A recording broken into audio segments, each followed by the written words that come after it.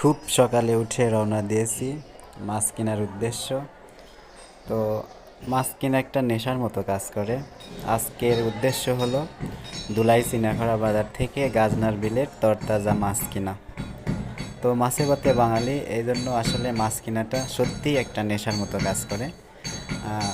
মাছ দেখলেই মনে হয় যে কিনি। আর এখন সময় চলতেছে ছোটো মাছের শেষ সিজন। এই সময়টাতে ছোটো মাছ একটু বেশি পাওয়া যায়। আর এই উদ্দেশ্যেই আজকে রওনা দিয়েছি ধুলাই চিনাখাড়া এই দিকে ছোটো মাছ কেনার জন্য।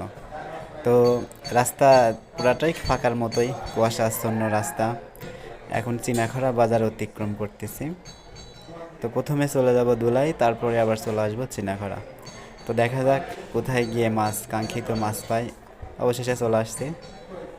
ছোটো মাছে বাজার ভরপুর, সব ধরনের মাছ, খলিশা, পুঁটি, টাকি, শোল, জিয়াল, অনেক ধরনের ছোটো মাছ, চিংড়ি, গজার, ইভেন বিলের কিছু রুই, কাতলা, মৃগেল মাছও এখানে পর্যাপ্ত আছে।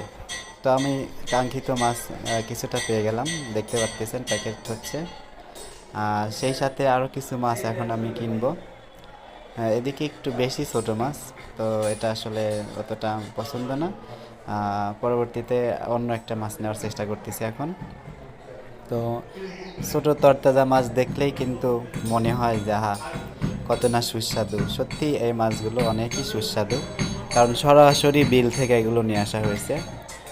আর এই যে সকল শিং মাছ, পুঁটি মাছ, কই মাছ, টাকি মাছ, শোল মাছ, নয়না মাছ, এই সবগুলো মাছই কিন্তু এখন বাজারে পর্যাপ্ত। আর গাজনার বিল অধ্যুষিত এলাকাতে এই মাছের পরিমাণটা আরও একটু বেশি। তো আমি ঘুরে ঘুরে চেষ্টা করতেছি পছন্দের মাছ কেনার জন্য। তো এখন আরেকটা মাছ দেখতে যাচ্ছি, দেখা যাক কী হয়।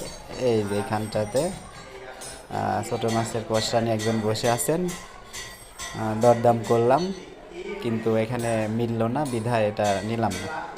পরবর্তীতে এখানে চলে আসলাম, এখানে এসেও দরদাম করলাম, আসলে এটাও হলো না। তারপরে চলে আসলাম এই পাশে। আসলে মাছ কিন্তু বাজারে পর্যাপ্ত এখন, কারণ শেষ সময় চলতেছে, এখন পানি প্রায় শেষ হয়ে গেছে। এখানে শোল, টাকি, অনেকগুলো মাছ, এগুলো দরদাম করলাম, কিন্তু ওভাবে হলো না।